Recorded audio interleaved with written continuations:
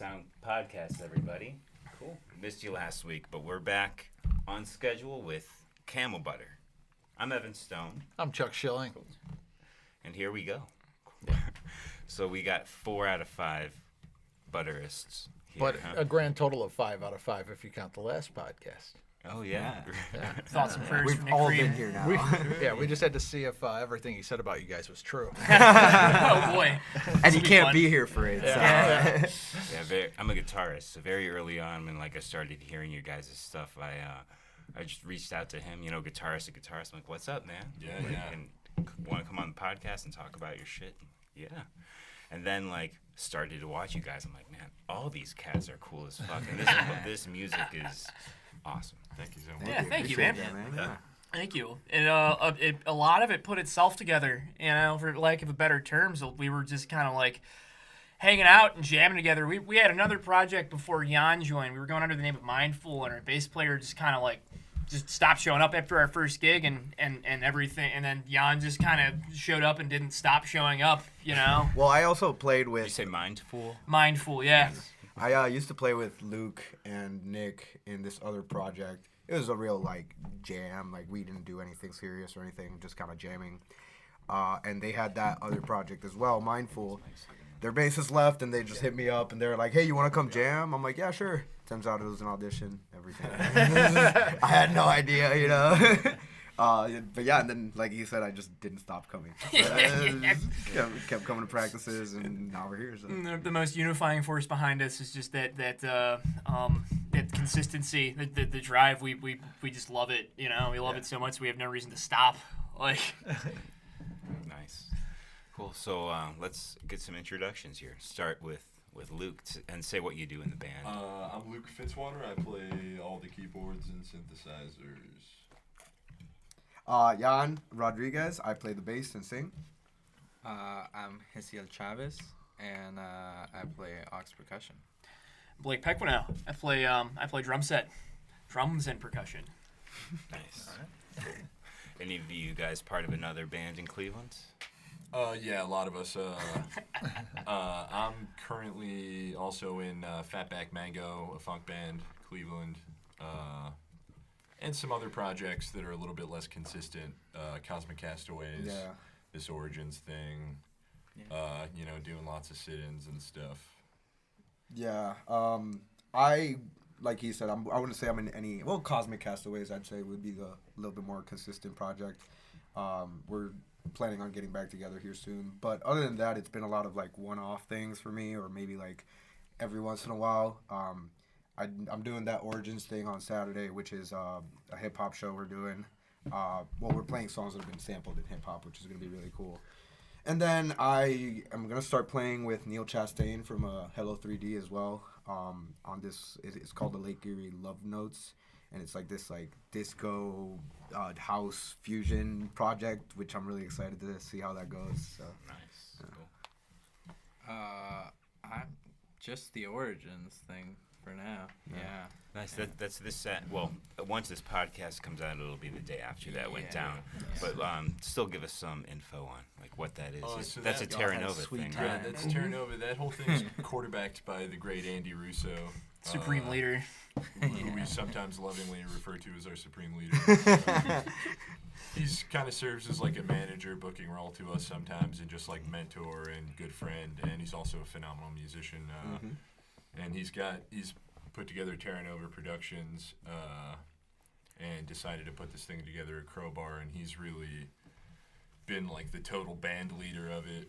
Quarterback, if you will. Yeah, where he's picked the crew, and he's setting up the dates, and he's making spreadsheets of who's going to be on what, and figuring out the set list and stuff. So much props to him for putting that together the right way. I'm very excited to do it. It's members of Every band. every in good band. Cleveland. Apostle Like Jones, a lot of them. Yeah. Wanyama, Shoreline, Vibe and Direct, us. So many incredible musicians there. Rubik's Groove. Rubik's, of course. Cool. Yeah, I'm really excited.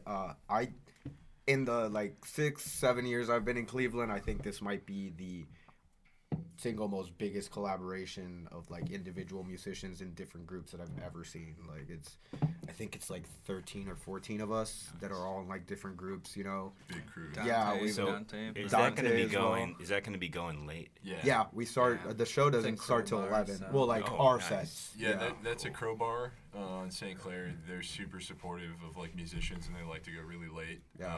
And they're like They down like to to party party. if you're down to hang out. They're Shout down out to keep the Crowbar. show going. Yeah, shout out Crowbar and Jared, the dude who Yeah. runs the place. He actually let us go do a dress rehearsal on Sunday where they're not even open on Sundays, and he came through and opened the place up for us to do a rehearsal there. Made Which some coffee was for super us, too. fucking cool. Yep, of him. gave us Yeah. beer too. It was great. Yeah. For more info on Crowbar and Terra Nova Productions, check out episode 35 featuring Andy Russo. Hell yeah. That's right. And He was so- here. And Blake. I'm doing that. I'm in Rubik's Groove. I've been doing kind of on and off fill-ins with this third project called the Groovy Roots. I've done very, very light collaborations with Dante and Uncti. I did like a one-off jazz trio thing with him, and he's that cat's crazy. He's trying to get a bunch of people like into his studio to just throw stuff at the wall, essentially. Yeah, he's a genius. Yeah. But primarily between this and Rubik's, that's like my home base. It's like my familia. Cool. We got Uncti coming up at the end of November. We're gonna Oh, be yeah. talking That'll with be fun. Talking with him. He'll, Dante's he'll a take cool you on a guy. ride, man. Yeah, he's a madman. Yeah, and week before, a couple weeks before that, we'll do one with Hello 3D. Oh, nice. Nice. Man. We're looking forward They're- to meeting a lot of these guys. There- That there I've are a only lot of- seen them play. I don't know them personally, and Yeah. Yeah. these are awesome. I heard a lot of like Afro-Cuban bands in the area. You know what I mean? Like I can't name any others off the top of my head. That's from sitting Labra on that side of Brothers the is a table. big one. Oh yeah, Labra Brothers are Yeah. awesome. Oh, They're yeah. the first one that comes to mind, really, Yeah. to me. So when I Yeah. saw Hello 3D, I was like, these guys need to play a show together. They got way more of a blues feel, though, don't you think? Like definitely got the Latin influence. Like Yeah, they're more. Yeah, Well- definitely more of that soul vibe. Yeah. Mhm. Yeah, Hello 3D is I more mean, like cumbia, more or Yeah, less they're like like Latin. Yeah, cumbia. Labra is more of a fusion. Yeah, Yeah. absolutely. for sure. yeah, They it's throw nice they to- throw some like Latin jazz in there and like funk, but it's Yeah, we learned about a couple kind of beats from them, right? Yeah, We they were schooling us interviewed on them in everything. season Yeah. one. Oh yeah? Some interesting claves. Yeah, that side of rhythm is really it's what the drum set turns into once you kind of dive out of just like rock and funk. You know, even jazz is a different animal, but it's you're like you're doing a whole rhythm section's job behind like the one instrument when you get into real South American and Latin grooves. You know, like Yeah, Yeah, their it's drummer's busy. an absolute powerhouse too, and also the young kid they got on Aux. Oh yeah. Is so incredible, dude. And I got to play with him on a session in Youngstown with Uncti and Danny, where Danny was running like 808s on his computer. We didn't have a drummer, and And he was serving as kind of that God, I'm percussion. trying to remember his name. It's not Adrian. That's his brother. No, yeah. I forget his name. I'm sorry for forgetting your name. But yeah, he gave it. He Thoughts gave and that whole prayers. session like the proper human feel that it needed. And yeah, they're awesome. Shout out to Labra Brothers for sure. Yeah, absolutely. Yeah, we still need to get a show with them. We had Yeah, we we were had supposed to COVID. do one. Yeah, we got COVID. It's Yeah, so we the had to one and cancel. only time that we've haven't benefited. That from show COVID, would have I been say. with Ray Flanagan too. Yeah. Who's also kind of like Yeah. a local legend too. Yeah, he's actually recording with Joe Tamino. Yeah, I know, now. I know, I It's know. Crazy. But yeah, so that's. I was actually gonna say that it's funny because I've heard a few people mention this to us. They tell us that we're the only band that benefited from COVID. Yeah. Because we formed in COVID and we got our fan base during COVID, like started playing shows during COVID, like so unheard of, you know? It's a common theme in Camel Butter that like not only as a group we got super lucky, but we're all just like super fucking lucky. Like honestly, like 'cause Yeah. none of this good stuff happens Yeah. without like a ton of luck. Like you can work as hard as you want, and like how many like bad things have you seen happen to good people? Like Absolutely. it doesn't matter how hard you work. Like if you don't get what you want, it's not that you didn't work hard enough. Like shit just happens, and like you have to get so lucky to like be in the situations that we're Right. in. So Yeah. Absolutely. You have to constantly like step back and be like, damn, like I'd say if our luck runs out with that one show that we had COVID and couldn't play, I'd say we've been pretty lucky. Yeah, But right. That's not even that bad, you know. Yeah, we can reschedule that if we want to. So. So what's coming up this fall and winter for you guys? Recording. Show-wise? Recording. Yeah. Cool. primarily recording. We have 2 more shows in the books for the year. One at the 5 o'clock lounge, which is gonna be cool. I've really been trying to play there with. Great, right? Yeah. with Chewy Center and Yeah, and Color Phase. and Color Phase. I Shout don't know out if to we're Chewy doing Center the- too, dude. Love that. Yeah, dope as hell. yeah, they're awesome. They're dope we as did, we hell. did a gig with them back in June, and they were just super. I think I forget what I forgot for my drum kit, but their drummer was like, "Yeah, man, I got you." And I'm like, wow, okay, nice. I forget what I forgot. I forget what I forgot. The It's a classic reoccurring theme in my life. That's good. That song. Good album title. Yo. That's a Yeah. jam right there. That's not a bad idea. That's Yeah, how we it come is. up with like all of our song titles is just like shit talking. That's November 18th. We're doing this sushi bar out in Youngstown. It's a sushi bar, right? Yep. Hashi, I think? Friday, Yeah, December Hashi, 2nd. And then I think, and I'm totally cheating on my phone right now. Otherwise, I would not know what the hell is going on. I don't know if we're doing. We never this look at December notes date. on this show. Yeah. Never Oh, read the from the James. back Yeah, of any yeah. cue card. Saturday, December 10th, we're gonna be back at this one That's exciting. sweet building in Cuyahoga Falls. It's called the Jenks Building. I cannot encourage everybody listening to just check that out. It's called the Jenks Building. They have a Facebook page. They have artists and musicians in all the time. They'll put.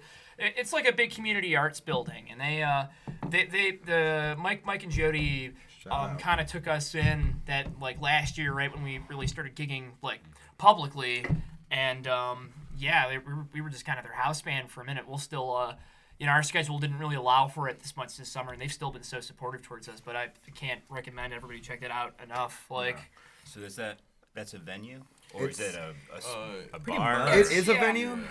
It's a multi-purpose building. That's like what I like to call it. They have a bookstore. They have a wine shop. They sell kayaks. It's like impossible to explain. It's an old city block building that was like an auto parts. It has like a bay garage to pull in and like work on cars. Yeah, it's This- really cool. This guy Mike and Jody Owen, who run the place, they have a couple other properties like that around Akron and Cleveland where they like funnel money into some like old dying place and like fill it with artists and shit. They're super supportive of us and super supportive of a ton of other artists. Shout out to them. They're like the best people ever.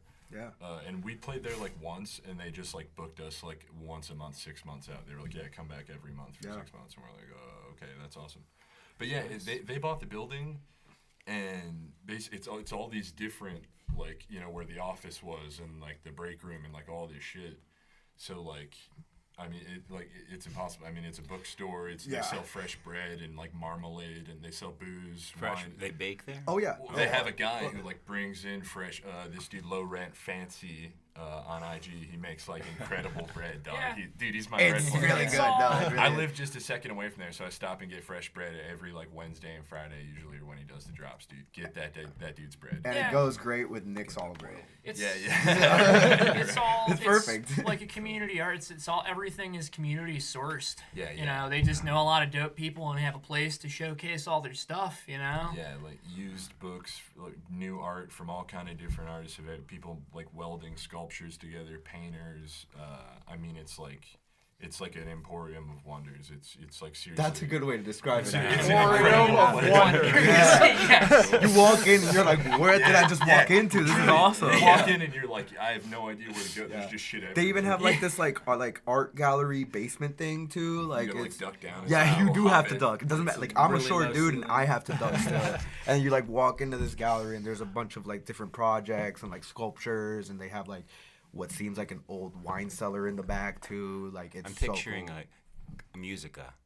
You ever been there? I've Yeah, never yeah, been to yeah. Musica, so Yeah. Because My that brother did a lot of. I don't think he was running. little- There used to be a recording studio above that building that he was working for right after he got out of college, and they lasted, I think, maybe a month before they had to close their doors. But his old band would play there a lot too. I was up there when I was like 13, 14. Like I spent a lot of time.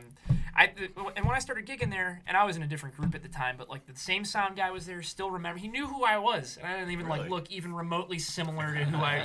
Like I was like 10 years older than I was when I walked in there. But yeah, that's it. I love that building. Great place. nice. Yeah, I believe there's like a ballerina studio upstairs. It's like, and we usually play in the machine shop, but there's Yeah. also like kind of like a ballroom type situation upstairs. Well, that was the first place we played there. Right, too, right. so- And we've been talking about doing like a ticketed. Whoopsie. No. Is that the Come president? on, man. You saw me do Is that it the and everything. president? Need to go to work. A ticketed event there at the Jenks building. So yeah, eventually we'll do that. Yeah. We love the Jenks building so much. Yeah. And Mike and Jody. Yeah, shout out to Mike and Jody for believing in us from the very start. Yeah. Seriously, Cool. Yeah. right. And then you mentioned recording is another goal of this next season. That's the big one, actually. I'd say. Oh. Yeah.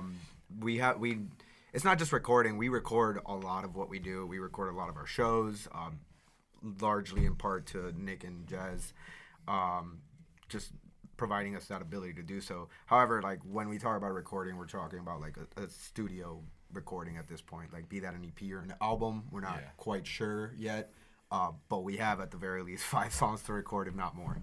But yeah, that's our next big goal because I think we can all agree, not that we've been lacking, but it feels like we have one missing element, at least for me, and I feel like it's that. Yeah, you know? we'll have a complete press kit at that point. You know, We've Like, yet it to seems make an be- effort where we are attempting to like track more of like a studio feel thing. Everything we've put out and everything we've recorded is live like takes. Yes. is literally just like we've never like overdubbed anything. Which there's if you're nothing wrong listening, with you it. can tell that, But yeah.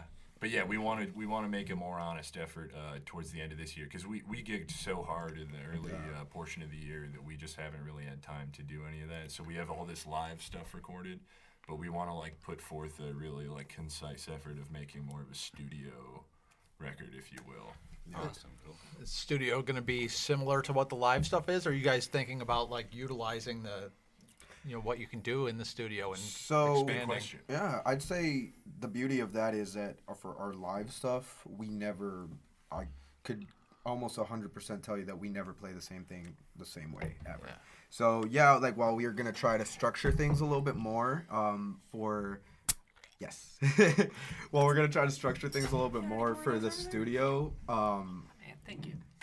I think the idea is to like kind of leave room for interpretation in the studio and being able to do that differently live, to do something in the studio and kind of let people want more, so they kind of have to come to the show to see that more, Yeah, just keep things shorter and sweeter. One thing that stuck out to me about every really complete album I've listened to in my life is that there seems to be some overriding structure or theme or like, Dark Side of the Moon's a great example. Like side A to side B is one. Every separate piece of that album adds up to one. I might be misusing this word, but just congenial idea. Mm-hmm. You know what I mean? I love the idea of taking a concept and writing music around it. You know what I mean? Like, Yeah.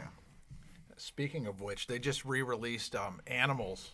really? Remix. Did they really? Yeah, Okay. it just came out this past Friday. Really? It's amazing. I need to hear that. It's like I've seen some reviews too where people Man. like these big record people are like, "This is first pressing. I'm never listening to this again." There's something so funny about the idea of Pink Floyd remastering things because those guys were like ahead of the curve and just audio files. Oh yeah. Yeah. They're one of the only bands to release. Well, there's a short list of bands that mixed in Quadraphonic, 5.1 and quadraphonic. Yeah, They yeah. would actually run live sound in quadraphonic, Yeah. which is ridiculous. Like so that blows my mind a little bit. Like how maybe they're that obsessive where they're like, it's not as perfect as we thought it was. It's weirdly like named too because it's called the 2018 remix. Okay. But it just came out this past Friday. Really? I'll check that out. They've been working on it for a while. apparently. Sounds fantastic. remix. Yeah, there's a lot of good remix stuff coming out. The Revolver's getting re-released. Okay. And I just listened to an interview with Giles Martin, who's doing the mixing on it. And he got a hold of some technology, some AI that's been used for the police in the States here to listen in on mobsters. And they can separate sounds that they couldn't before. Really? So, like, they were bouncing tracks on that old Beatles thing because they had a 4-track. God. So, like, the drums, guitar, bass, and, like, one layer of vocals were all on one track. And he said he was able to split it up enough with this technology where the drum track even has, like, Ringo's bass drum pedal squeaking. What? That sounds awesome. It's like it's sorcery of some kind, but he was able to. They were able to do that. It is one of AI is the and 10 years ago when I heard about AI, my whole conceptualization of how that technology was going to be utilized was completely different than what I'm seeing happen right now, and it's like. Because computing advanced so much in the last 10 years where, I built a computer within the last decade, like decades apart, and I'm like, this can't possibly get that much better. And then, like, 10 years later, I'm just like, holy shit, it's better. You know what I mean? A new Like, graphics card comes out like every single year. Yeah. Oh, I got the latest. This is like 2 months later. You're like, nope, I don't anymore. It's like HD and like how TV is getting better. When we first saw like the HD stuff in like the mid 2000, like 2004, 5, like that stuff looked so clear. Yeah. And now you look back at those same picture and it looks grainy. Right. Yeah. You know, just totally. like when we looked at old stuff then, when that first came out, it looked super grainy. They're And, gonna like, find a way to make displays that can display a better image than we can see. I don't know how they're gonna do it, but like they're gonna find a way. we're gonna all have to wear new contacts. I say my eyes are getting eyeballs, worse. they're gonna have to evolve. That's an idea. That's image enhancing contact lenses. It's only a matter of time. Dude. I Sky's can't the wear limit. contacts. Or human evolution needs to keep up with human technology. Yeah, right. Pick up the pace, Mother Nature. Yeah. right. Lazy. It'll be like you gotta like break through the paywall to like pay for new eye upgrades to see the good TV. You know? I don't. That's where the future's going. I had a buddy that he was legally blind. He had no iris; it was all pupil. Oh, wow. And they came up with an iris, like a mechanical iris, out of What? Germany. And we did, we like raised money for him to get so he can see now. Really? He went and got That's his awesome. driver's Yeah, that's license. sweet. Yeah. That's incredible. That's Yeah, crazy. he's got like mechanical irises. He got to pick out the color, or like his wife helped him pick out, Really? pick out the So, color 'cause like, he couldn't see. Yeah, I have a glass eye if you guys don't know. Yeah. So I need to get a mechanical one. Yeah, it was out of Germany. I think we raised like 20 grand. That was like 10 years ago. Damn, dude, I need to look into that. Dude, how crazy would that be? Imagine if like you You're got gonna your have to look eyesight with one back. eye. How crazy Yeah. would that be? With a Like, laser beam in it. you start Go looking straight to at the people in the crowd, dude. You just look at people in the crowd like fuck with a Go laser beam. straight RoboCop. Yeah, Terminator eyes. Yeah. You have That'd be to kinda link cool. something in with your light people for the show. Yeah, right. Yeah, you get it strobing to the camera. People think it's just another laser, but it's Luke's eye. You know? That way they know who you're looking at. It's only a matter of time. Well, with all this advancing technology, how have they not been able to make butter from camel's milk? I think you can apparently. I think you Yeah. can. It's You just can like milk milk. anything with nipples, man. Yeah. We've had camel fat, Yeah, which is kind of the we same. have some jars of hump fat that Nick bought. That you basically use it like butter. I mean, it's like beef tallow, but you know, it's just like Hump fat. animal fat. It's like rendered, but it's weird. It's like how would you describe But it? it tastes It's good like with that jenk spread. Honestly, though, yeah, you're not wrong. Little hump fat on But it's there. like it's Damn, we might it's need to little, try that. Like, I don't even know how to describe it. It's like a bunch of little like salmon eggs almost. Like it's little like caviar type individual. thing? Gotcha, Yeah, it's yeah. little individual like little knobs of it. That's in a what's jar. inside the hump. Yes. Well, yeah, It's like a beanbag, you know? Fat is like that. Probably When you looks do to like get to the center. liposuction stuff, Yeah, it looks exactly. like that. Yeah. I figured they're mammals, so they had like cow udders. I thought they'd have like milk that way. I mean, I'm assuming they got I think nipples that or is something. how I don't know. Yeah. Yeah. We have to look into this more if we're gonna call it something. I've never been in front of a camel either, Aren't so. nipples like nipples and milk are one of the defining traits of mammals? Am I Yeah. wrong? Well, the female has to be in that equation too. So I'm not supposed to lactate? That took me a second. I'm like, check, what? check your groin. That Blake, I'm concerned. Oh my god. Concerned about my health now. Hey, Blake's a unisex name. Maybe you just didn't yeah, know. right. I got it all, baby. That's Got hot. it all. So then let's talk about how this name came to be. This is where we need Nick. Random You number see, generator. This is like a classic thing that not only like bands don't really remember how their name got chosen, but you like kicked around some different ones for a while and kind of joked about it for a while, and then once a few years go by, everybody remembers how you came upon it differently. Yeah. And that's like, I swear that's a classic for like all these bands that So this is when good. you ask them like, what's your name? I How do have you the text remember thread it, in one of then? my the old way phones. the way that I remember 4 it, different stories. You ready? right? Ready. It's probably going to be 4 different stories. The way that I remember it is, at the time when we got together, we were playing in my basement in Bree a lot, and I got some weed that was called Donkey Butter, and we were kind of like, that's funny, Donkey Butter, and then there was another name that was Nick's like a vape guy, and he had some vape juice called Unicorn Milk. And somewhere in between Donkey Butter and Unicorn Milk, I think we played some like weird Phrygian stuff that night that we felt like had a desert feel to it. And we're like, yo, that was like some camel butter. That's how I remember it. Okay, because that's not at all how I remember it.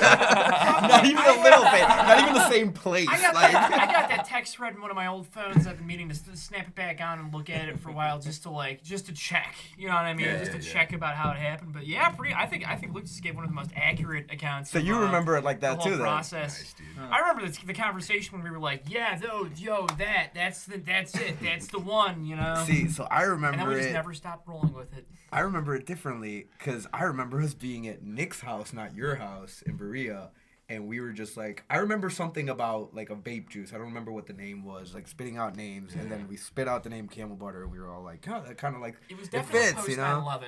It was definitely.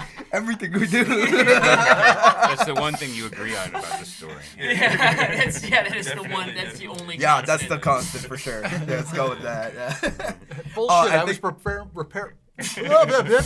preparing for Y2K. The way I remember it. I think the only other constant in our stories too is that like I think we can credit Nick with coming up with Camel Butter. Like we're all kind of spinning it out, but I remember him being the one to say. So he was it, like playing a riff and like they said that felt like Camel Butter. Well, if you listen to a lot of our earlier stuff, like our sound has changed a lot. Yeah. It's to the core, it's kind of the same, but a lot of our earlier stuff used to be real like buttery, like smooth, very Yeah, like really- slow, sexy, jazzy. mellow and jazzy and Yeah. loungy and like mostly acoustic piano and like not as much like crescendo as we do now. It was very mellow, straight ahead. And that's because we weren't playing shows. Like I think Right. a lot of our music now could be attributed to the fact that when we go play a show, we feel that energy from the crowd. We have that energy on stage. We're stoked to be on there. We just go and start playing funky and get into it, write songs that are just high energy. But we've even been talking about it. I think one of the things, once we get past the studio album, even bringing back some of that, some of the songs from our first album that we recorded. I remember we went to Summer Dance. Actually, we should talk about Summer Dance. That was cool. Yeah. We went to Summer Dance. That's Lotus's festival at the Ledges. And we were going to do 3 nights in the woods. Like we got a trailer, had a bunch of our homies help us out. We set up a stage in the woods and played 2 of the 3 because we got rained out that night. And it was really cool. I mean, like it was a hell of an experience, honestly. 10 out of 10 would do again, even though it was a lot of work. Fuck, where was I going with Me that? and I Jan totally got home forgot. with straight up insomnia. Oh yeah. Straight up insomnia. There were ghosts talking to me in my room when we tried to fall asleep. Yeah. Like after we got home from it. It Where was you're that going with crazy. it. The homie Mike, one of our friends, Thank you. Specifically requested this one song Waiting that we to used Hear. to play called "Waiting to Hear," Yep. and we kind of like prophesized doing it the third night, but we never got to for him. But then also shortly after, he recommended another song. Yes, off he of did. Different release that was the same harmony that we Donuts were just after church, yeah. that was a recording at the Jenks. That's the same harmony. Because it was just something we ditched and we were just improvising at the Jenks and we kind of pulled that old thing out. Yeah. And we're like, dude, that's the same song. He's like, what? I didn't realize it. We didn't even realize it. That's why it's something different on the recording. Exactly. And he kind of caused us to go back and listen to that stuff a little bit. And we're like, this is like kind of cool. Maybe we should kind of like bring a little bit of this stuff back. So shout out to the homie Mike for giving us that idea. Yeah. Our biggest fan. Yeah, for he's sure. a hardcore. I've had the pleasure of just hanging out and talking to him. Like really, a lot of the people at our site. We were at Summer Dance, and I don't know. He's such a supportive, like not just a fan, but like a straight up friend. He's like really about it. We were his #1 listened to artist on Spotify last year. Dude, So that's how you really know. Yeah, he showed us, and I'm like, what? That blows my mind. He's like, we just started 2 years ago. What do you mean? Like, yeah, no, it was cool. Cool. Yeah, you guys have some sexy jams on that first wave of releases. Thank you. Yeah. I did listen to Nick on this podcast, and I remember specifically you were like, dude, that's some like baby making music. You're like, I can say that I've that passed the baby making test. Some of our babies. And I was like, hell yeah, dude. That's true. Yeah. Let's get back to it. Yeah. Damn. Yeah, I dove back in a few times for those sessions. Into those sessions during those sessions. You get my drift, yeah. I get you, man. I get your drift. So, Jazeel, you come late to the party, is that right? Yeah, I came late. I what was Right on time, if you ask me. Yeah, But it's been what now? right when you Almost 2 years now. Yeah, it's been about 2 years. Because we were about to hit 3, and we were together for a year, I think, before that. Yeah, we kicked around the idea of Ox for a while. None of us really knew Jaziel that well, but he I think I knew Blake. Yeah, probably the I best. knew- you knew I him mean, the best. yeah. You played with us at that Halloween Fall thing at ball. the Yeah, I Boogie used Bar, to. and So that was for tree, like That was like our first tree, Tree huggers. Tree huggers. Tree huggers, but it was Fall like ball. Fall ball. it's a fall ball That's what it thing we was, did. yeah. I think. Yeah. That was like the first time. so we jammed said his together. name a lot. Like we were like, that guy Jaziel, we should bring him in. And Yeah. eventually, it was the same thing with you. Once he showed up one time, it was like Yep. he's in the band. Didn't stop Yeah. showing up. You know, obviously musically, but you know, like Jaziel fit in with us like so perfectly as people. We're all like weirdos, and Jaziel like fit in with us so perfectly. We're all willing participants. Yeah. In this experiment of Yeah, yeah. sound that we're. So let me ask you undergoing. something, Jez. How do you, you might not remember. You might.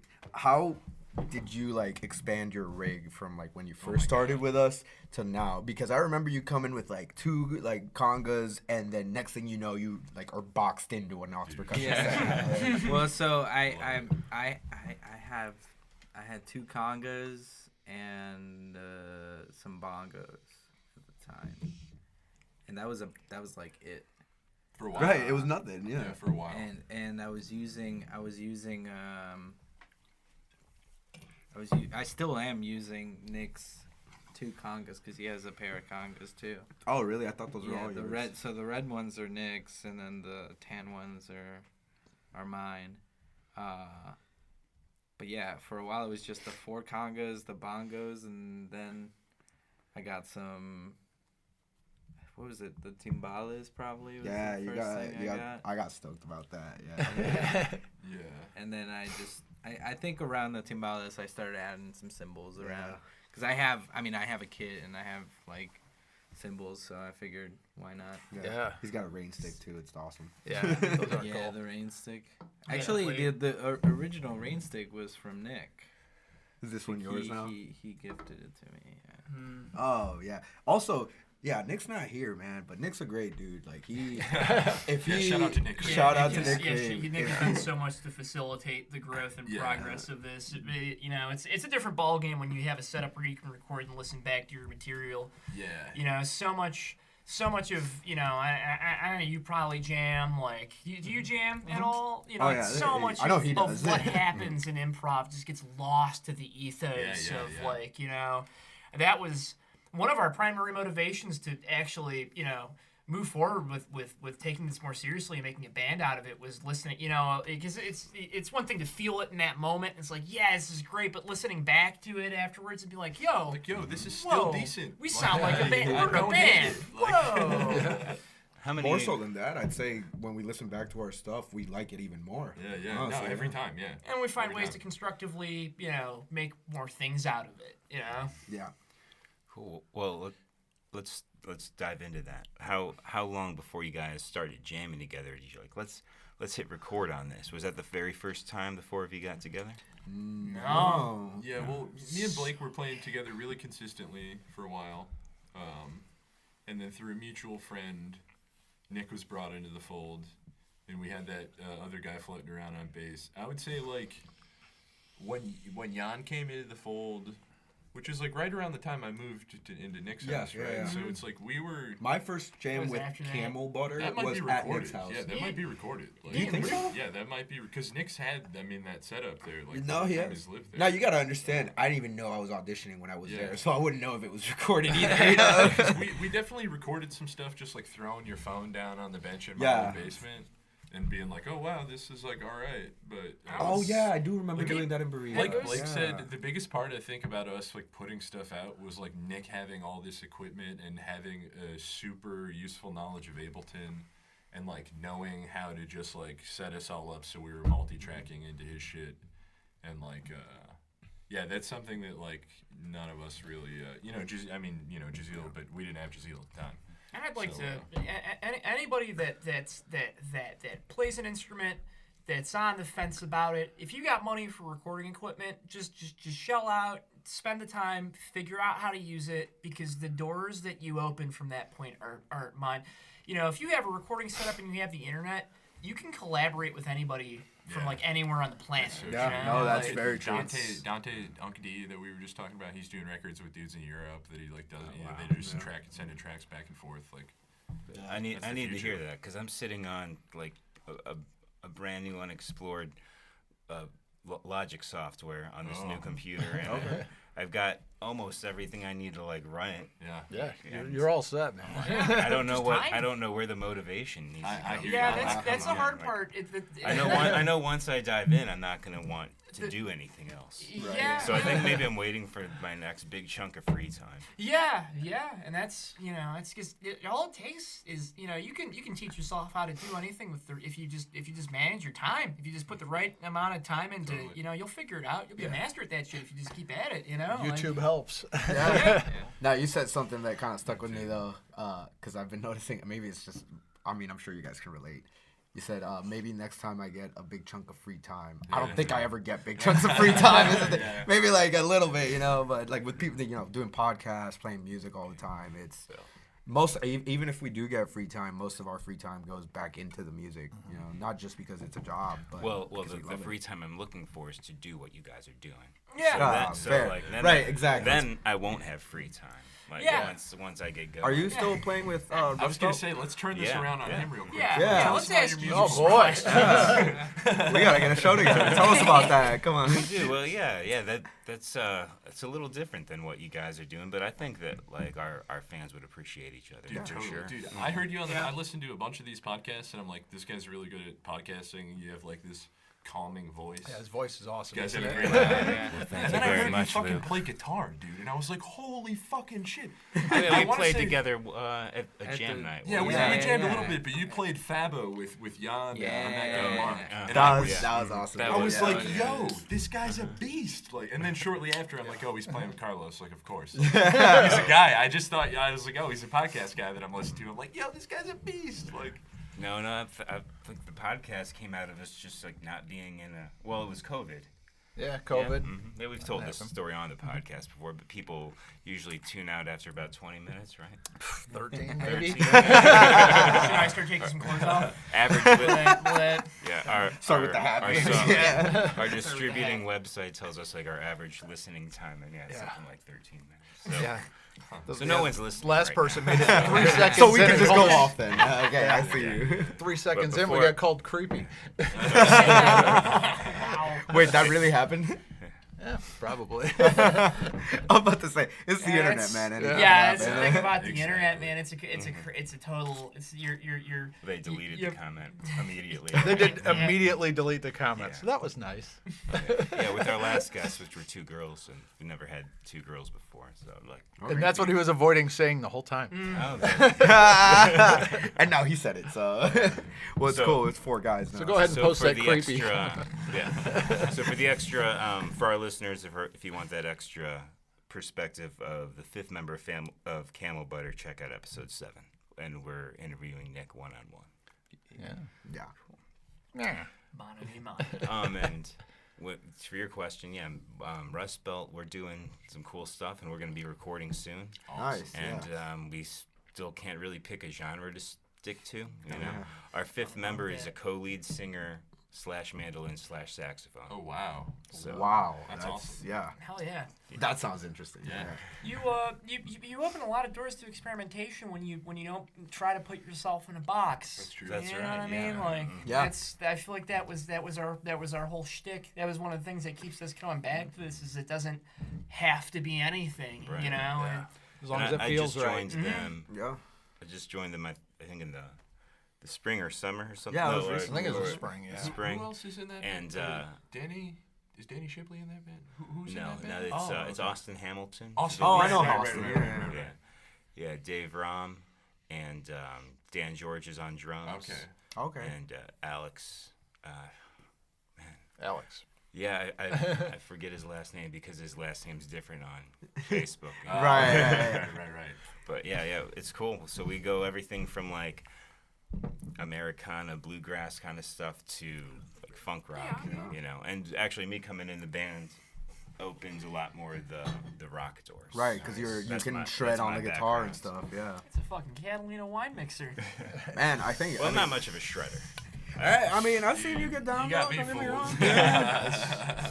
I love Evan's playing. Yeah, me too. Absolutely Me too. love I do Evan's too. playing. It's very unique, First honestly. time I met Chuck was we were doing a Chili Peppers tribute. Oh, Yeah. nice. Yeah. Oh, he- very cool. Yeah, dressed like him and everything. Nice. That was- Hey, man. I'm a drummer. You're a drummer. Yeah, although I did Yeah, that's what I thought. did a bass He plays show. bass, Yeah, yeah. on Saturday night. I just Okay. filled in on bass. Got to use my new That was, Rickenbacker. that's nice. one of my, if nice! Oh my god, I didn't see if I pick anything else up, primarily it'll be the bass. Do I it. almost Oh. want to pick up keys too, just I'm because. I'm trying that, but as a drummer, It's like beautiful. the bass to me felt natural because I know where I want me to be. Yeah, the I've rhythm. never it's- seen it's- anybody the rhythm learn bass as fast as translates, he did. you know? And I feel like the foundation of the house is the the bass the bass plays this very distinct role where it's very locked into rhythm and it's translating the rhythm into some sort of melodic motif that the rest of the band can put everything else on top Yes. of. Yeah, it connects the chord progression Yeah, and the rhythm. I call the bass the bridge between Rhythm the and melodic. harmony, Yeah, yeah.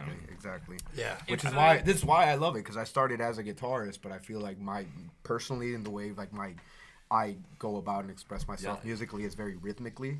But I did start to learn music on the guitar. Like that's what I did first. So Yeah. Jan has a classic story of like learning to play the bass, of being a guitar player and then someone handing him a bass, like be the bass player. So I was in a band in college called Funny Business. Happened to Paul McCartney, man. That's Yeah, all right. exactly. That's why I relate. Yeah, I love it. And Paul, like I saw that documentary that they did on that Disney Plus did. It's called Oh, it's Get Back. fantastic. Yeah, it's Yeah. and I was like saw Paul firsthand. Like going about his life with the Beatles. And like preparing for that rooftop show and whatnot. And like the more I saw it, the more I'm like. Damn, like it's not trying to like say I'm Paul McCartney or anything that by any means, but like if anything, I want to take from what he was doing, Right. and like Yeah. kind of like he's very much a leader in the Beatles, Yeah. as a bass player. too. Wings Yeah. was great too. Wings was, if you haven't sat down and like flipped through the Wings catalog Yeah. yet, Yeah. do that because Yeah. he wrote some incredible. Paul and George both wrote. Man, what was it? All Things Must Pass is Yeah. one Yeah. of like when I was really diving into psychedelic rock. I found that after like just listening to the Beatles to death, and I was like, yo, this is a masterpiece. So, Yeah. like part A, part B, I could listen to this over. I still flip through it every once in a while. Yeah. Yeah, Paul's definitely one of my and I don't say this often enough, honestly. Like, and not necessarily in terms of his a lot of his bass playing, but he's a big influence on me. Big, Incredible pianist. Yeah, but Yeah. Incredible pianist. you're just musician in general. I love yes, of course. hearing him in the background of Get Back, like on the piano, and you're like, oh my god, I know what that's going to become. Like it's a very for me, it was an inspiring movie to watch, Yeah, just to see absolutely. the way that they went about it. Yeah. Well, I think that's a great segue into some influences. So, Yes. why don't we stick with you, Jan? Like, Yeah, continue sure. from Paul McCartney. So I've noticed I don't know if it's necessarily changes, more so evolves. Like when I first started playing the bass, I think I was going more so for my favorite artists. I would always say how I would try to imitate my bass playing to Jesse Miller from Lotus. However, the more I play, especially with these guys or just out in general, the more I realize that my bass playing isn't necessarily like Jesse Miller from Lotus because it doesn't fit the style of music as well, and it's evolved into something else. More so, I look more so at people that play lead bass, kind of. It's not lead bass. Obviously you got other elements that lead, but very much so if you look at a live performance and you're looking at the basses, you can tell they're kind of leading the whole thing, Yeah. And I do that a lot here, not saying I'm the leader, but they provide me that space to kind of to know when to segue into other things. So Paul McCartney, that was a big one too. I've been listening to a lot of Victor Wooten, courtesy of him, honestly. Yeah, he just gotta read put his me book. on it, and I You was like, gotta yeah, read I his know, I book, have to dude. read his book too. I gotta get that back because you need to read that. I cried. I Yeah. cried in the. I was. No, I'll save that. Please, you keep talking. I will hijack. No, conversations. definitely. No, I definitely want to read that book. Les Claypool, not by any means that I play Les Claypool. I have a lot to learn, but in terms of him doing that lead, you know what I Yeah. mean? Yeah, it's very, very much so prevalent. I can see that a lot too, and I try to take a lot from that. It changes so much too. I mean, I'll always love Jesse Miller. I say I wasn't, but that's my guy. I love that guy. You know, I understand he that. plays the bass like an animal, and I love it too. Every time I see Lotus and Humphreys for that matter, Yeah, Stasic's an animal too. I yeah. leave more inspired than any other band I ever see. No matter how many times I see him. Absolutely. I'm like, time to get in the shed. I guess I should also shout out Evan from Aqueous too. I've been trying to get lessons from him for a minute. We've talked about it, but it's just we never kind of find the time to do it. But it's going there. You know, he's got a very cool good style. group of guys. Yeah, absolutely. The Aqueous dudes are great. Yeah, we played with them at Firelights this summer. Actually, well, we played the same festival. You know. Oh, okay. Yeah, they were there. It was cool. It was Aqueous and Friends. So Craig Broadhead actually sat in with them. Our own Cleveland's Craig Broadhead from Turquoise. You know. Cleveland's own. Yeah. Hey, I'm gonna go ahead and say it. You know, we got Craig. You know. Yeah. He's the man. Yeah, he's really Does he cool. still live around here? I think so, but I mean, he's Always, traveling always. all He's a the coast way. to coast Yeah. guy. Yeah. Exactly. He does Yeah. his thing.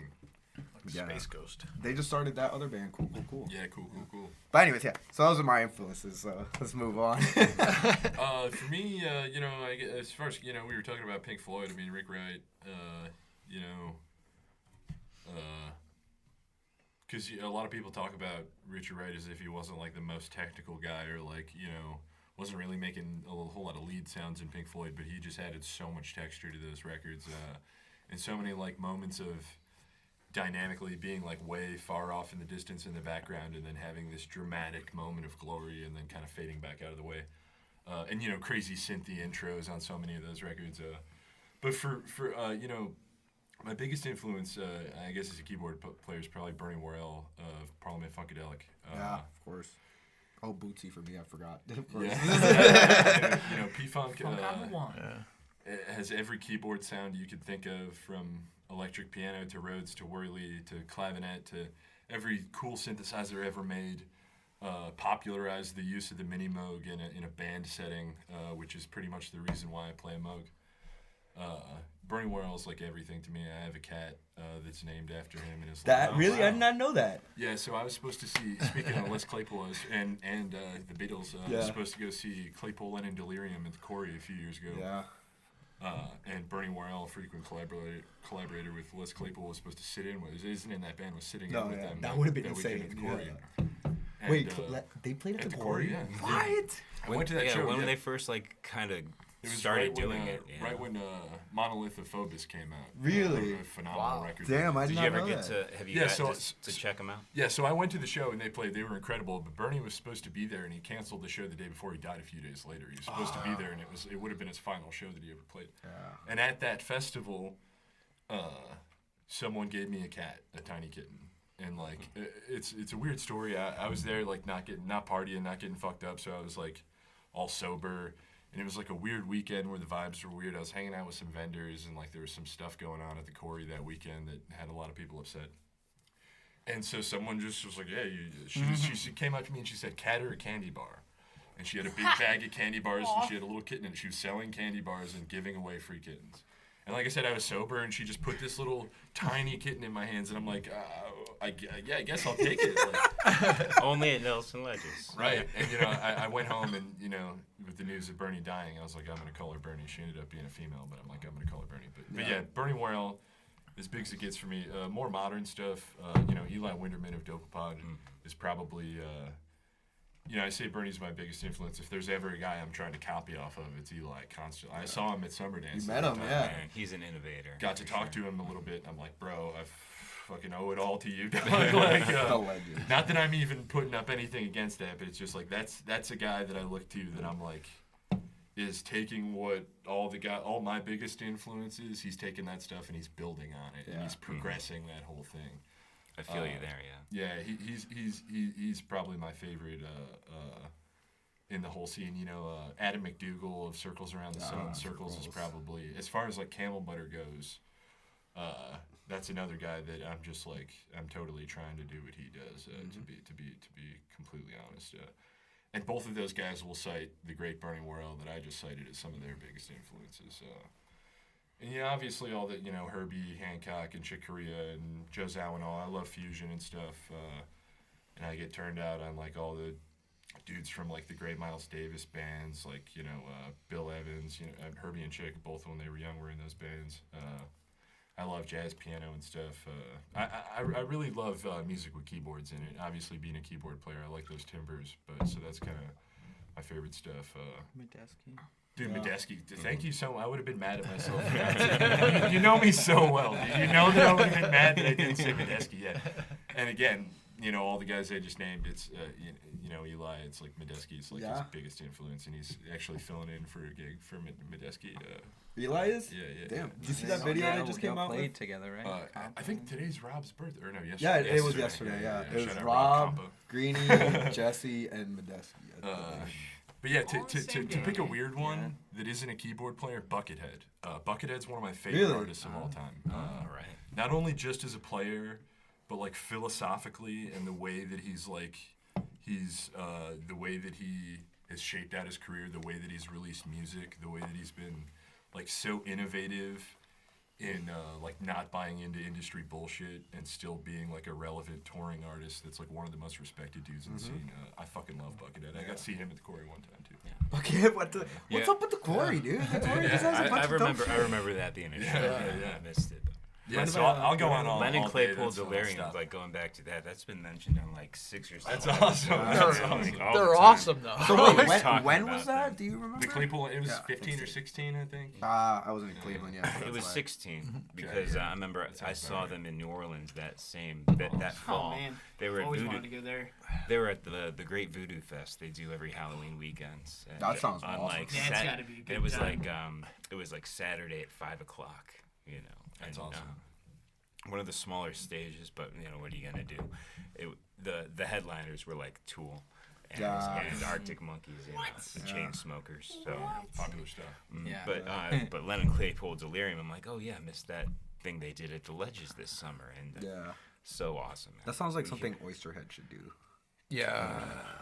They probably have, man. Yeah, they probably It's have. been canceled the last 3 years now. Now that you mention Oysterhead, I also have to say Paige McConnell, Fish. I'm a total, people, Of course. a lot of people aren't so stoked on the whole jam band thing. I love Fish. I love the Grateful Dead. All the great Brett Midland of the Grateful Dead, all his organ work. But yeah, Paige McConnell's another guy that I'm mega stoked on.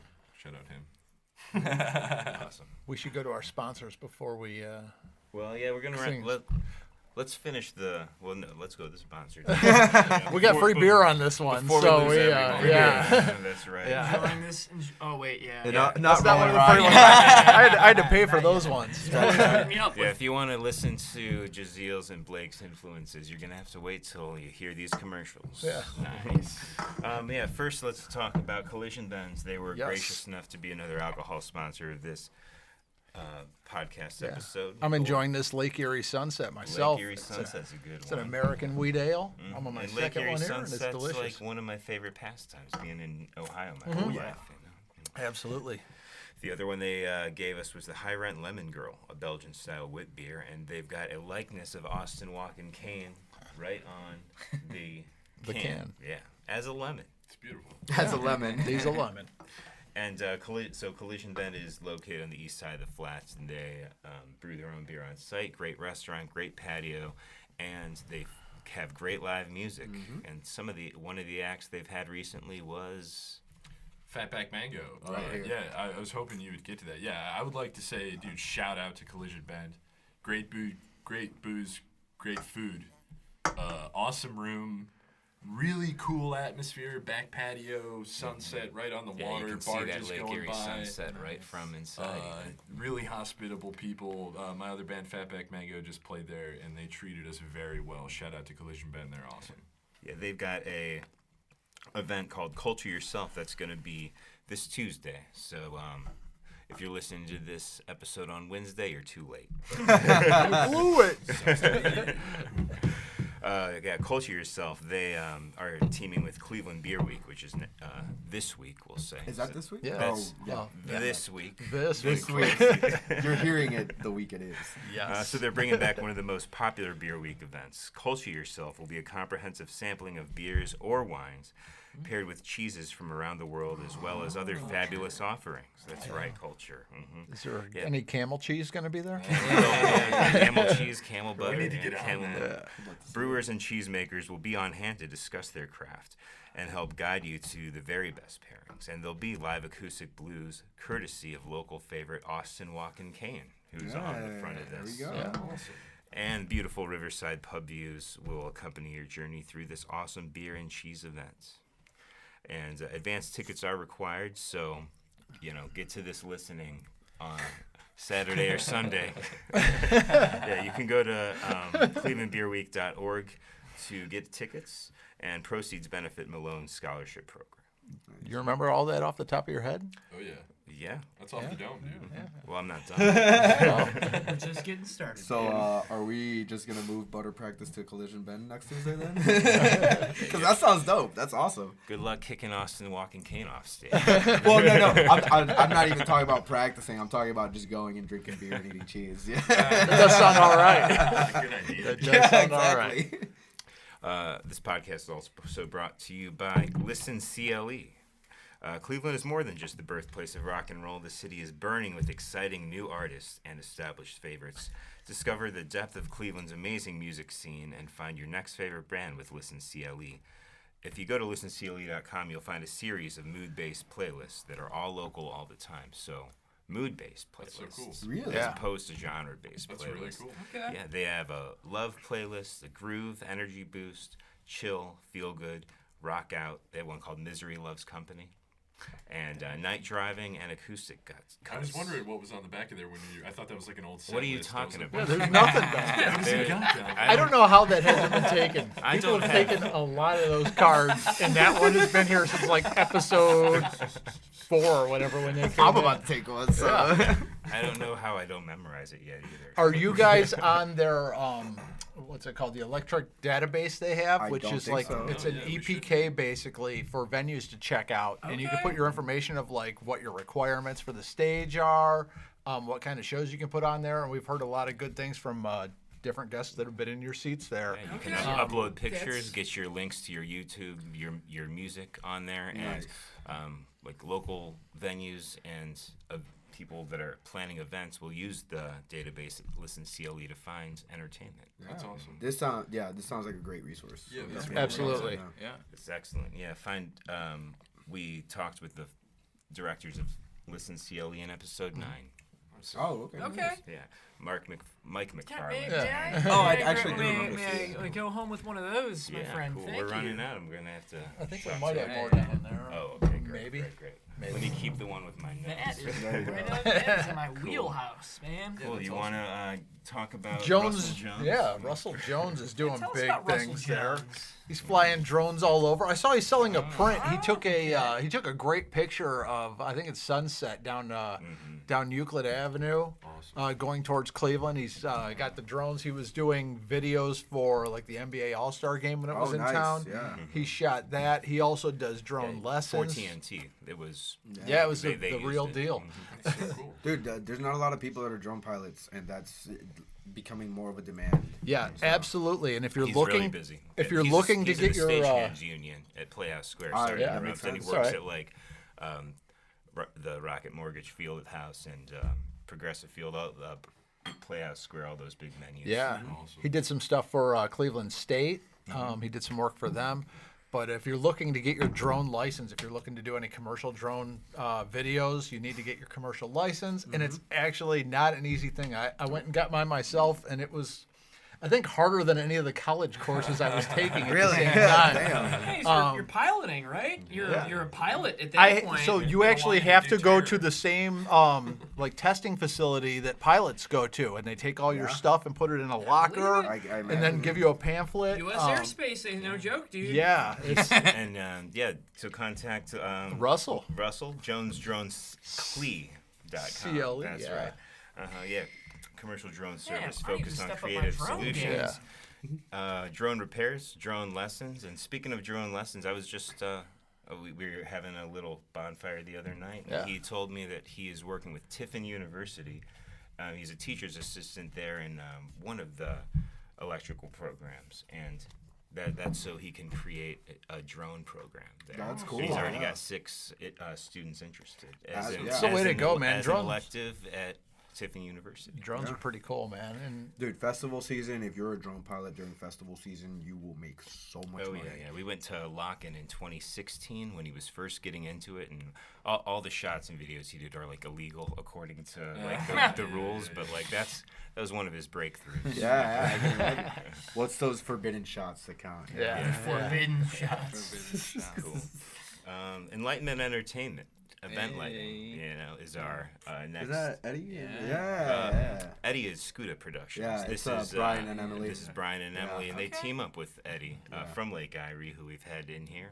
Also does his production company, and they team up and do great stage lighting. They do phenomenal. Yeah, They some of have. the best. We've worked some with of the them a best I've lot, ever seen in and my they life. every time we work with them, they just step it They up. kill it. They just make it better and better. They're awesome. Yeah. This is another thing that started in the woods at Nelson Ledges. Did it really? Yeah. Yeah. That's they, awesome. They ran like some little DIY fest that me and Jazeel Tree would do a lot of huggers. work with back in the day out in Aurora. I think that's how we came in contact with them. But they've always just gone shit. above and beyond. Like, Yeah. but like whatever you like. I like the philosophy of not to enter situations with expectations, but they'll shatter your lack of expectations. You know what I mean? Like, Yeah. Listen to episode 34 with them, man. The life of a stage lighter. First one to leave, LB. last one to leave. Right. They're always there before us. Yeah. And they're there when we leave, so you're very right. yeah, it's a lot of work. it is a lot. Actually, of I work. think I just realized that. Yeah. Yeah. You're right. Yeah. Yeah. Let's talk about Roots of American Music that Jason Myers is directing. All right. Well, he's putting together. He's got classes going on with kids that are, in need of some education. Working in the musical field with them, and just sharing the history of music. And they're always looking for donations so they can get some instruments and help these underprivileged kids be able to take advantage of music and use it to better their That's right, lives. and nurturing the minds of young kids that have a passion for music that they don't have the resources to explore. Yeah. That's awesome. Yeah. That's really cool. So he's always looking for some donations. It's Roots of American Music, and you can check it out at rootsofamericanmusic.org, or you can email him directly at jason@rootsofamericanmusic.org. And let's also not forget Last but not least. his he has a program very similar to ours that has been running a lot longer. Yes. On 89. WJCU, John Carroll's radio station. I think it's 89.7, called Neo Rocks, and they dedicate every Monday 9 to 11 to local music and interviews with local artists, just like That's cool. we I do. like that. Absolutely. Cool. And then we saved the The OG? OG for last. Oh, Uh-huh. damn, I was wrong. Let's let you. Chuck Kaminsky, the basement trader out of Painesville, Ohio. Chuck, he's running low on instruments right now, so you might be able to get some, if you trade in some stuff towards him. Yeah. He's probably looking for that. He He's just get- did an adjustment on my bass. I'm playing Did with, a night with Jester's Revenge tomorrow. Are you? Yeah, I might fill in on bass with them. Wow. Well, if you back out, I guess they can call me because I just That's went right, through a yeah. shitload of 90s stuff on bass myself. I'm relearning all these songs from my childhood. Yeah. I knew them all on drums, so I knew the progressions of everything. So I just had to memorize all the riffs going on. And you're using that The Rickenbacker. 90s tribute. Yeah, Yeah, it was that's- fun. I can't stop looking at it. It's so nice. You have to try it when we're done. Yeah, that's awesome. But Chuck, he's got two reverb shops. One of them is all like guitars and basses. The other one is amps and other, various equipment that you would use with it. He also does setups from his place there in Painesville. Quick turnaround time. He says he's going to give me a setup on the P bass that I've got over there. Great. Have it all ready to go. So it's Basement Trader. It's BASSMENTTRADER. Yeah, BASS. Yeah. You go in there, you can see the booby bass hanging on his wall. Yeah. Yeah, he's got the booby bass that he's had since I was like And in the middle antique school. Is that stand-up what I bass. think it is? He actually sold the stand-up bass. Oh wow, good. For him, There's man. somebody that's driving from Washington State to pick it up on their way to nice. Florida.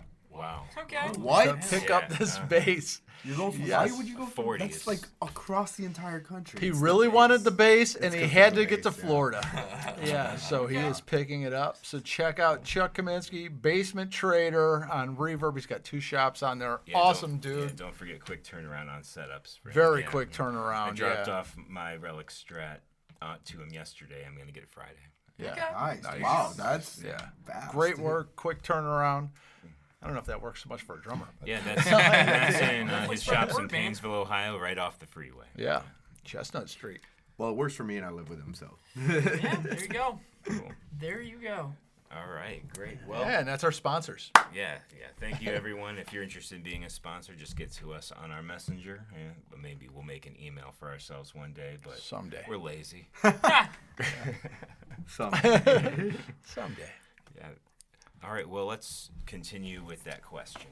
Jazeel, let's hear about some of your yeah. musical Influences. influences. Also, you Yeah. you dabble in any other instruments? Well, I started on drums. Well, trumpet, like in 5th grade, something like that. My first instrument, trumpet. Bring it back. And Kidding. I should pick it back up. If you're down, I'm 100% down to have Just that. saying. I Just have keep all that these, right by the Congos. That man. would be cool. Well, I really want to pick up flute because it's so small. And That I would could be just sick, like dude. pop it up. I would support love all Pop it out of these your wrist ideas. like Ron Burgundy. Could you do Yeah. the trumpet with one hand though, and do some Ooh. percussion with Maybe, the other? yeah. I mean, sometimes Couldn't do I'm that with the playing flute. No, you with a can't. stick in the hand. Thought of that. Influences though, I feel let's see.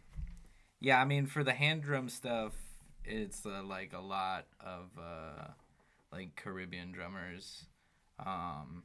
You know, classic. I think when I first started playing, obviously like Giovanni Hidalgo from Puerto Rico. Tito. Tito Puente is a good one. I think one of my favorite congueros is Miguel Ángel Diaz. Oh, yeah, you showed me him, actually. Yeah, he's a great dude from Cuba.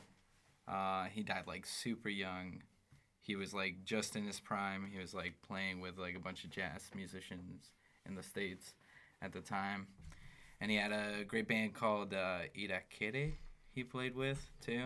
They're like huge. They're like really great like jazz, like Latin jazz band. So lots of that for that. I mean, as far as the jam stuff, I really like Jason from String Cheese. Jason Hahn. Yeah, that dude's great. And like his, you know, rip in peace, Yoda. But I remember seeing them at like Resonance, Mm-hmm. and like it blowing Tell me everyone away. who doesn't know what Iodo is. Yoda was like, who was it? Who's the other? I know it was Jason Hahn's side But project. they're both from String Cheese, right? I think so. I forget who the other guy was. Was it Kong? Maybe? I'm not sure. Michael Kong? I can't maybe? I'm can't not remember sure. who the Yeah. other guy was. Oh, think man. I get Well, flashbacks. I wish I could. Part of me asking was because I forgot. Yeah. No, I wish I Let's could. let I, knew, and I saw them like a year and a But- half ago before they broke up at the Winter Workout. But it was like a just like super one of their group. last shows too. A super group of jam guys. is Yeah, the but point. I mean, just like all improv, like on stage. He's like playing the drums and like the hand drums and like doing like weird effects on And his triggering a voice bunch and of stuff. triggering Yeah. samples.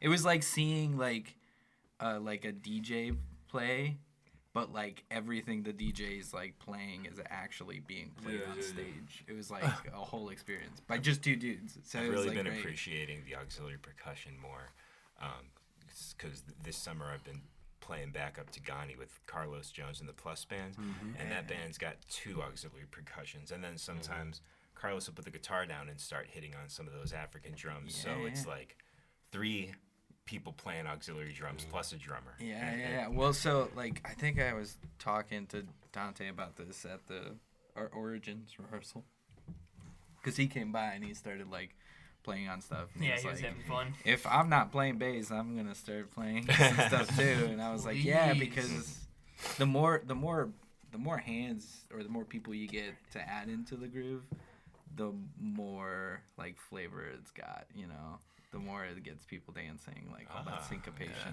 cool. Everyone It's adding probably in the a only little- instrument where more people Yeah. playing it is better. Yeah. Drums. It's a Yeah. beautiful thing. So what everyone wants to know is how many cowbells do you have? Cowbells. I only got 2 cowbells at the moment. Which one's your favorite? I like this LP cowbell I got. They're both LP, but one of them's like an Aspire. I think the other one's from you, actually. Oh It's yeah. one of your I cowbells. have 3 cowbells and 2 of them are duplicates. Okay, One so of it them must be one of the gifted to me. One of them I duplicates. bought unknowing that I had the other one in my possession. So I was like, oh wow, look at that. Yeah, 2 Well, cowbells. Christopher Walken saw you It's guys Michael last Travis. weekend and told me to tell you need more cowbells. I do need more cowbells. Actually, I'm eyeing a few of. I'm a big fan of LP. LP trying to sponsor me. But You should. big fan of their stuff. I like their cowbells. I'm looking at some of their salsa Yeah. cowbells. Yeah. Good stuff. So Iota was Jason Hahn and Michael Travis from the String Cheese. Okay. All right, cool. All right, we're running a little low on time, so let's hustle through these last ones. Let's finish off with Blake dude, here. Influence. That's just a hard thing for me. I have a hard time pinning down because I shift between flavors like crazy. Most recently, like Chris Dave and the Drumheads, those Chris Dave Robert Glasper combos that like post-dilla R&B seems to be like the future of the jazz hip hop realm. I was diving so deep into Hiatus Coyote for a while, like good. all of those. Yeah, I'm game. Yeah, hell yeah. Before that, like it was like before all the post R&B hip hop stuff, I was into just classic jazz. I was listening to a lot of Art Blakey, a lot of Ahmed Jamal. A lot of my dad used to, and when I first started playing the drums, my dad would throw why can't I think of his name anymore? God damn it, I had this in my head right before you asked me the question. Buddy Rich. My dad would throw Buddy Rich. He was like, oh man, you're gonna be just like Buddy Rich. And then I started watching YouTube videos of Buddy Rich, and I was like, I don't know where he's getting this from, but like somewhere between like classic bop and like breakbeat drummers have always like the Amen break has always, like, before I even heard that sample, it was in my head. You know, it was already and so ubiquitously in everything that I was hearing at that point that it was just a part of my being already. You know, like who else? I saw Bella Fleck and the Flecktones when they were through Cleveland at Playhouse Square for it was their 50th anniversary tour.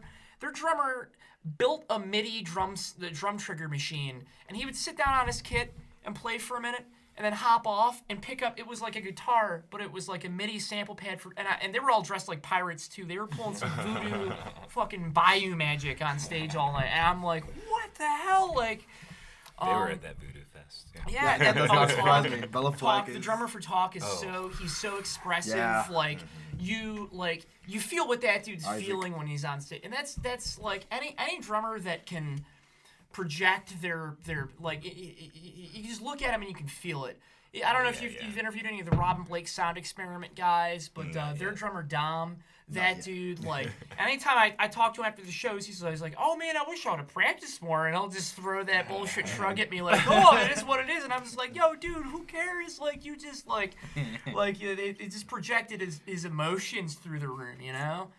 And before, primarily breakbeats, post bop or like classic bop, jazz, like Tommy Igoe,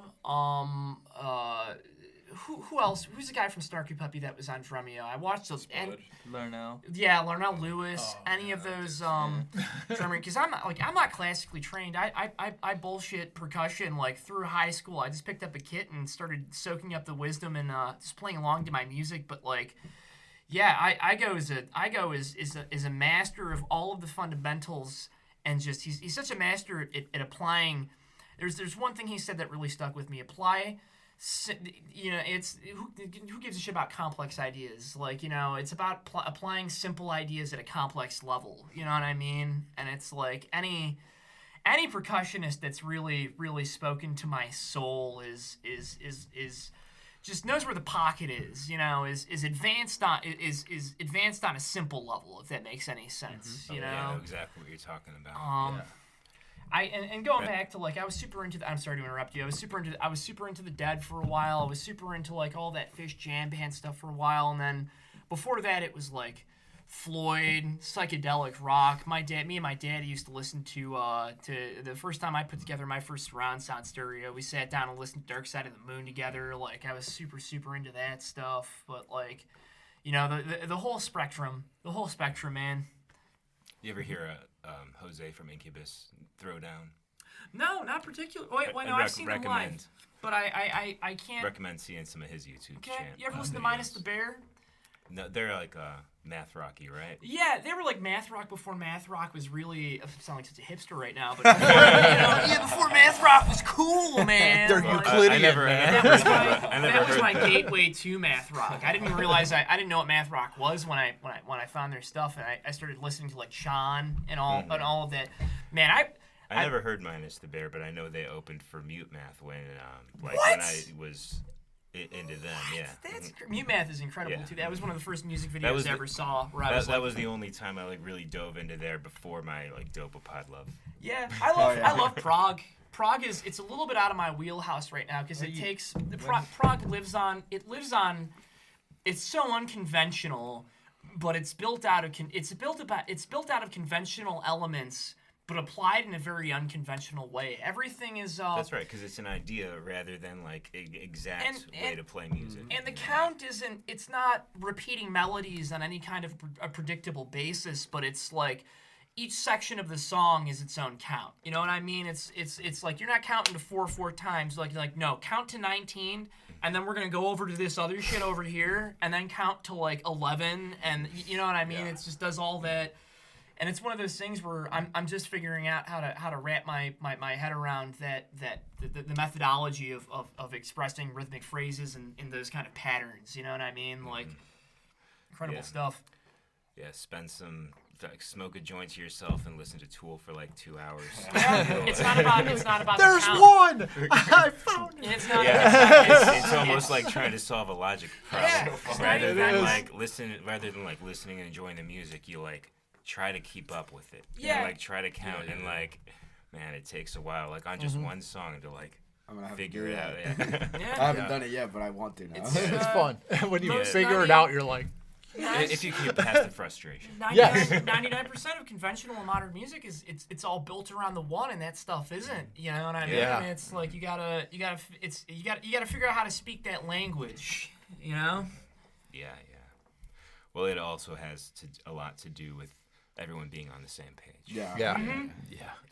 Well, actually, you mentioned something. You said something about not being classically trained, and it kind of sparked a thought. I don't think any of us have been classically trained. And like I've talked to a lot of people, and especially in local bands in Cleveland, you don't even have to go that far out. There's at least one person or someone that's been classically trained, knows how to read music, has that fundamental. We're just a feel of it. Granted, like don't get me wrong, I learned how to read music, never kept up with it. I'm sure if I tried, I could probably do it again. But yeah, you could. I think Nick has a little bit of schooling, but it's not it's not even on guitar. It's well, on like and other sax and drums when he was in school. Oh yeah, but that's the beauty of our music. That's the beauty of our music. Like it's because we are not necessarily classically trained, we don't feel like the pressure to like structure our stuff or write our stuff out. It's more of a feel thing, which is I think dare I say, like that's why people end up gravitating towards our music, because it's a little bit more different than what's out there. Like I feel like we've created a unique sound and a unique way of playing music that isn't something you hear every day, you know? Yeah. So it's refreshing to hear something new. And to tie that back into what I said about picking up the equipment and learning how to record so you can have access to this whole universe of people out there that are thirsty for to put their stuff out there and collaborate with other people. It's just a matter of putting the time into it. Yeah. You put your time if you set your intention in why you're doing something to reach a certain result, and you put the time into it, you're gonna get there. You know, like the only thing separating you from where you are right now and the place you're trying to get to, your technical ability about anything, is the time that you put into it. You know. Yeah. Yeah. I waste a lot of time that I could be trying to learn Hey, man, logic. so is the human condition. Hey, you know, all I'm like- saying is I love watching TV too. I can't be playing music all the time. Otherwise, how am I gonna catch up on Game of No, Thrones? dude, Yeah. my Yeah. I don't even like watching TV. I get sucked into Yeah, YouTube water hoops, drops, dude. please. Like, one local. Okay, yeah. Yeah. Okay. All right, yeah, guys. Let's we gotta shoot to the end right here. Let's go. Okay, Yeah. so Let's 2 do more it, baby. questions need an answer from all of you. First one is like local love, man. Let's hear some local bands that you're into that impressed you lately. Like either bands you've played with or bands you want to play with. I'm sure there's gonna be a lot of overlap in our answers, but you know, Rubik's Cube is probably my favorite local band. Yeah. I was about to say the same. Like above any band, Above Iron Man us, or anybody. literally. Rubik's is so incredible, such an incredible group of people. You know, obviously Vibe and Direct, they're very supportive of us. Love every single one of those guys. Been watching them for years. They constantly evolve and shape shift and get better and better. You know, Apostle Jones, so incredible. Wanyama, Grav, I've always loved them. You're gonna take everybody. Let's move on. Yeah, right. Literally, we'll just yeah, That's the thing. Feel It's free, funny- feel free to play that it's role. funny you too. asked that We will do question, that. though. Like, Because there's this like thing going on Instagram right now where it's like a thread of like bands supporting bands, and a bunch of local bands have been tagging us and we've been tagging them and stuff. So I'm gonna go down this list real quick. Vibe and Direct, Apostle Jones, Land of Panda, Rubik's Groove, the Chewy Center, Wanyama. He goes by White Trash Thundercat, but it's Unk D. Sea Level, the Quasi Kings, Grav, and Abstract Sounds. I'm sure we left a few people out. It's not for a lack of not loving you or caring. It's just it's a lot of people, but yeah, those are some give of the Russ ones. Bell the call if you need an opener one of these Yes, times. Yeah. I mentioned it earlier. I do want to play with you guys. and Yeah, like, absolutely. let's find a way to collaborate in the studio, man. Yeah, we Like, want to let's- expand. We've only been playing East Side for I- like ever. I Can we really- do Faba again, dude? That was fucking Yeah, awesome. I'd I like love another that. shot at that because Yeah. I feel like we were like 85% at best. I couldn't hear Mark either, so I was like, and that's the big part, the keys. You We know? didn't I get to heard it, it rehearse sounded it. great, Yeah. Well, that's the other thing. We played a fucking 10-minute Dopapod song, played it well without even getting together once to practice it. I was Also impressed, with that one section where Andy went into the live version. Yeah, he did the funky part instead. The other three of us, we had the studio version ready, and we still like hopped on with them. Yeah, Like, yeah, that- and that then was- brought that it was really back cool. too, so it was cool. Yeah, man, that was awesome playing with you. Yeah, we'll do it again. But yeah, Well, We're- let's do we're the local jam night at the legends, Grog man. Shop Thursday, the day before Thanksgiving. I'm down. I don't Give it think a I have shot. anything going on. So All right, let's keep moving. Bands, local bands. Well, yeah, you said Bands that make her dance. I didn't say Fatback, but that's a Uh, Shout Sea out us. Level, got to sit in with them. Oh, They're yeah. a lot, really cool cats. Labra Bros, we were talking about them earlier. They're sweet. Unk D, that dude's I think we've mentioned how much of a Beast, genius yeah. he is, but he's awesome. Yeah, I was first introduced Vibe in Color. Yeah. Rubik's Groove, I've been following them for, since the Charlie days, I think. Yeah, I was at that Charlie show before Jimmy, what's the word I'm looking for, scoped me out and Yeah. got me involved with that. Oh, you weren't always in Rubik's? No, well, the Rubik's wasn't always Rubik's, Yeah, dude. Rubik's Yeah. wasn't. Fair. I Even know during that. COVID, like I got together with Jimmy, with Josh Abrams, and Yeah, um, Dougie, We love Josh. one other guy. was it? I don't remember. We were doing like Queens of the Stone Age type stuff. Was it Dougie? Because I remember Maybe Jimmy it and was. Dougie from Vibe, like with the glasses, the green Yeah, I glasses. know him. We went to music school together. I've Oh, known Did you him really? since, Oh, like, nice. I didn't know 2000 that. I've known him since 2009. Oh, Yeah, so I'm trying to describe him to you. It's like, you know this dude. Yeah, What the fuck? I used to jam Rush songs with this guy Morgan Mills, who's in like he still does some great guitar work, but he's in the theater now. Okay, Okay. nice. Yeah, Yeah. he's a great dude. Yeah, I mean, all the Vibe dudes are great, but Dougie's taught me a lot. Actually, shout out to Dougie. I didn't say it earlier with my influences. That dude is a big part of why my tone is the way it is right now. Because we had a conversation when I was first starting to get in the scene 4 or 5 years ago, something like that, about his tone with Vibe. And he gave me pointers that I still use to this day. Oh, yeah. And I've at been Vibe trying and to- Color, he hit me up. He's like, dude, your tone sounds great. It's like, thanks, that's because of you. Like, so, yeah. Cool. All right, Blake.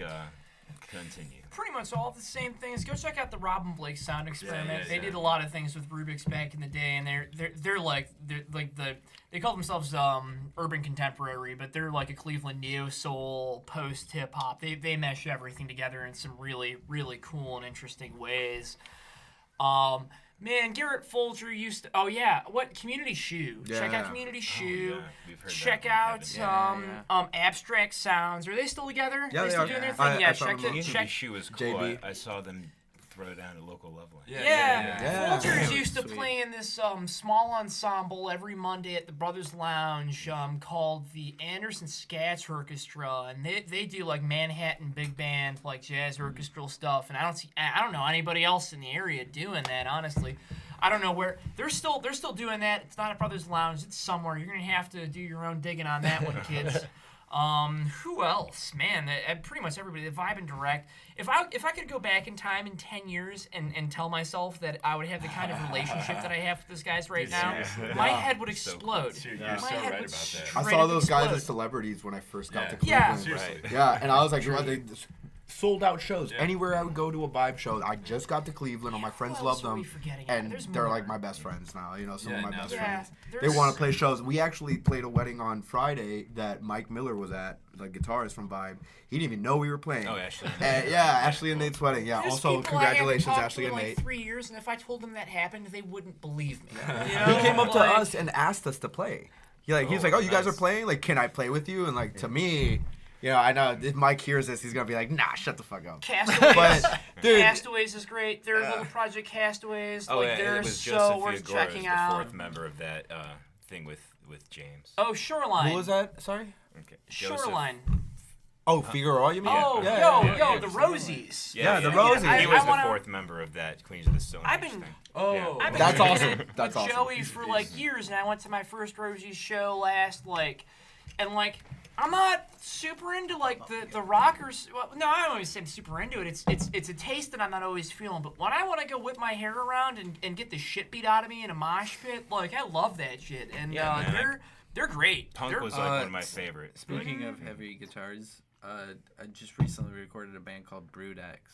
They're like Cleveland, Akron, and Athens. Nice. Oh shit. Nice. Definitely Okay. check them out. Does Oh. Uptown Buddha still exist? Also, Oregon Space Trail. I was just gonna Oh, say, yeah. and also the band. Birth. Everybody says that Yeah. one. Oh, yeah, that's, Birth. that's the Yeah, consistent- Oh, Bird. That's just Yeah. one of those Most- other band. One Yeah. of the most alright. incredible Check jazz out bands Birth. you'll ever see. Me and Blake went to a workshop that they did one time at the Bop Stop. Hello, 3D. That was I've fun. I never. learned so much from them. that Yeah, day. as far as I remember, we listened to an Alex Coltrane tune shortly yeah. before we we Section formed this 80. group where we I'm sorry. where we was funny. talked about like there. The thing that's crazy about Birth is there's a method to how they improv. You know like Hey. Hold on, the camera's right there. Yeah. We're still recording this. All right, we Our are next running guest out of has time here. I arrived. forgot. we always ask our last guest, so it's like cut everything off and just go to this last question. Okay, last Yeah, question. yeah. A recommendation for either a movie, a TV show, or something on YouTube that we should all be checking out. Is it like just anything or just music wise? Anything. Anything. Anything, what you're watching now, what you want Dude, I'm everyone to watching. see. So on the very little free time I have, I'm watching like 5 different shows right now. House of the Dragon, I'm Rings on of that. Power, Andor, She-Hulk. And honestly, one of the sleepers and one of my favorites, The Patient, which is Steve Carell's most serious. I've been checking role. that out. It is incredible. I've seen Steve Carell from The Office, like Yeah. doing funny stuff, and then seeing him do The Patient, absolutely incredible. He did a great job in Foxcatcher too. That Yes, was he a did. Serious role. Yes, Yeah. he did. Yeah, I think he's got a. I feel like he's gonna get an Emmy for Yeah, this that's show. nice. for I saw a sure. little bit Yeah. of The Patient Rihanna. My girlfriend was watching. Yeah, and she's it's really into that good. kind of stuff, and Yeah. yeah, he's good. Yeah, so that's 5 solid recommendations there for you. Yeah, guys. that is extra What about credit. you, Luke? You watch any TV? I definitely do. Not lately. I haven't watched a ton of TV or movies, but you mentioned YouTube. I'll say, the keyboard player for Jamiroquai, if you guys know who that band is. What? It's this Throwback. British cat, Matt Johnson, who's got a really good YouTube channel I subscribe. about how he breaks down his sounds and the way that he uses certain sounds and kind of tutorial stuff on how to play keyboards in a rock band. super useful stuff I've found. So shout out that guy. All right.